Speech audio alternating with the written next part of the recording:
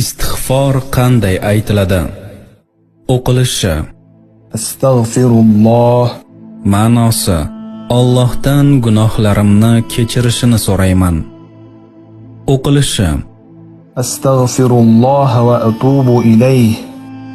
Ma'nosi: Allohdan kechirim so'rayman, unga tavba qilaman.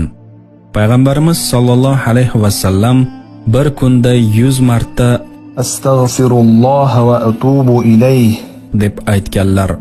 O'qilishi. Astaghfirulloh allazi la ilaha illa huval hayyul qayyum va atubu ilayh. Ma'nosi: undan o'zga iloh yo'q, doim tirik, har narsaga guvoh bo'luvchi Allohga istig'for aytaman, tavba qilaman.